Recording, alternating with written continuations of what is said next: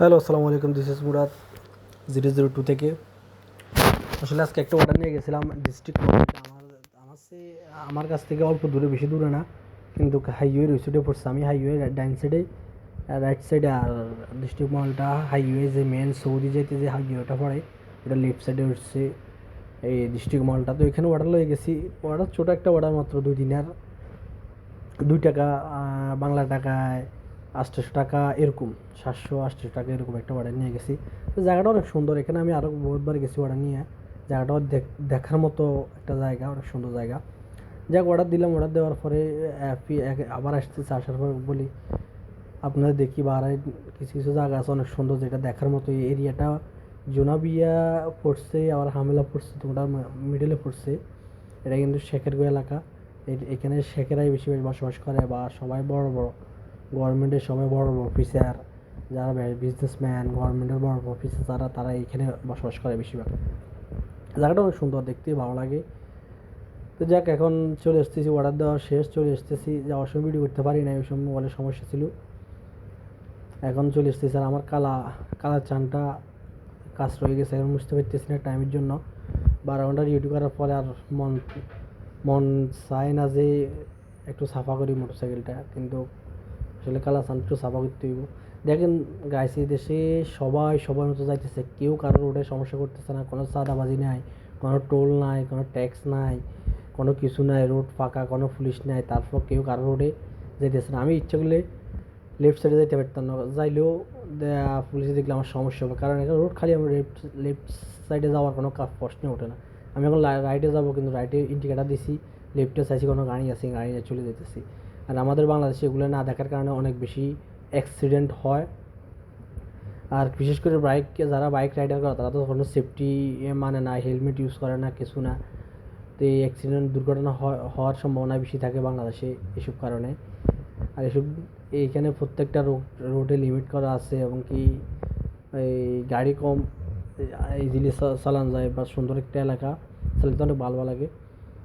যাক, আমাদের এক দেশি ভাই, আমার বাংলাদেশি ভাই যত সম্ভব কাজ করছে, বসে রেস্ট করতেছে উনি এখানে। যদিও অনেক গরম, তখন দুপুরবেলা, দিন 2টায় অনেক গরম। ওই গরমে অনেক কষ্ট লাগে। আর এখানে মনে হয় যে ওরা বাংলাদেশের আবহাওয়াতে চলে আসছে, কারণ এখানে সব গাছের অভাব নেই। এখানে সব প্রত্যেকটা শেখার হাউসে গাছ, গার্ডেন, বাগান, আম বাগান, সব কিছু আছে মোটামুটি এইসব জায়গায়। তো এটা মোটামুটি একটা, বলতে গেলে ছোট একটা হাইওয়েতে আছি এখন। কিছুক্ষণ আর বড় একটা হাইওয়েতে উঠে যাবো। আসলে ওই রোডে গাড়ি চালাতে আরও সুন্দর লাগে, মজা লাগে, কারণ কোনো সমস্যা হয় না, জ্যাম নাই, কিছু নাই। এই তারা বড় ভাই একটা আসছে সামনে দিয়ে, ওভারটেক করা যাবে না। ওভারটেক করলে যদি সামনে পুলিশে থাকে, সামনে পুলিশ থাকার সম্ভাবনা আছে, এই জন্য ওভারটেক করা যাইতো না। চলে এসতেছি, চলে এসেছি মেন হাইওয়েতে। এটা একটা ছোটোখাটো হাইওয়ে, বাংলাদেশে ঢাকা সিটিং যে হাইওয়েটা আছে এটার মতোই। এটা এসে আরও বড় একটা আছে, সামনে গেলে দেখা যাবে, যেটা সৌদি এবং বাহরাইনের সংযোগ সড়ক, সেতু। সৌদি এবং বাহরাইনের সংযোগ সেতু যেটাতে, সেটার নিচে এর সামনে রোডটা গেছে। আসলে আমি কাজ করি পুরো একটা সৌদির পাশেই, যেটা দাম্মামের পাশে। আমি যে এলাকায় কাজ করি, এটা জোনাবিয়া হচ্ছে আর কি এই এরিয়াটা। তো এখন প্রায় গাড়ির স্পিড চলতেছে প্রায় 70-80 স্পিডে চলতেছে। এটা কিন্তু, এখানে কিন্তু বাতাস বোঝা যাইতেছে না, কিন্তু আজকে প্রচুর বাতাস বোঝা যাইতেছে না ক্যামেরাতে, কারণ এখানে গাছপালা নাই, এই জন্য বাতাস বোঝা যায় না। দেখেন এইসব রোডে, এইসব বিদেশি বা গালফে এসব রোডে কোনো ওপেন খোলা ট্রাক যেগুলো বলি আমরা, আমাদের দেশের এগুলো চলে না। প্রত্যেকটা সেতুতে মাপ আছে, 5.5 সেন্টিমিটার মিটার চলাফেরা করতে পারে। আর বাংলাদেশের মতো খোলা ট্রাক একটাও এই দেশে চলে না। এগুলো সব এই দেশে সব লরি, এবং কি লরিগুলো সম্পূর্ণ রাতে চলাফেরা করে। দিনে অনলি যেগুলো ট্রাক আপনার লোহা ক্যারি করে, রড ক্যারি করে, তারা অনলি দিনে চলে, বা তাবুক নিয়ে চলাফেরা করে যারা, তারা দিনে চলে।